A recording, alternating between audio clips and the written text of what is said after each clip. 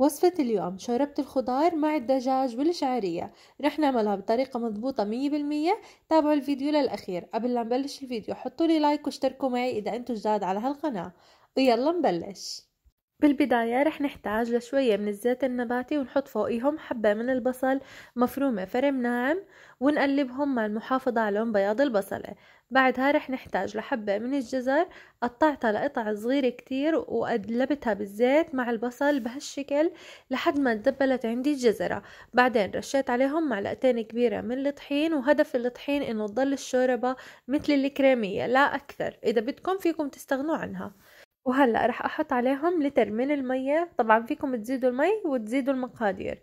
وهون عندي صدر من الدجاج او اي قطعة من الدجاج قطعتها بهالشكل، فتفتتها بعد ما سلقتها كتير كتير منيح.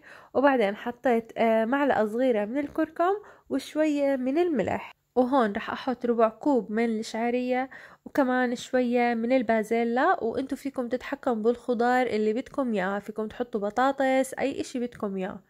انا هيك عجبتني وحسيتها انها كتير ممتازة. حركتها على الخفيف، تركتها تغلي غلوة واحدة لا اكثر، وبعدين طفيت الغاز وحطيتها بصحن التقديم. شوفوا ما شاء الله كثافتها، يعني الطحين عندي ما عطاني اي اشي ولكن عكر اللون، خلاها شوي كريمية. فيكم تحطوا عليها كريمة سائلة اذا بدكم، فيكم تحطوا عليها اي اشي بدكم اياه، الفطر اي نوع خضار تاني. هالوصفة هاي فيكم تعتمدوها برمضان، كتير مفيدة كتير طيبة، وحتى بالأيام العادية بشكل عام أنا ما بستغني عنها. هاي الشوربة كتير بتشهي. وهيك وصلنا لنهاية الفيديو. اشتركوا معي، حطوا لي لايك، وكمان شكرا لكم للمتابعة. باي باي.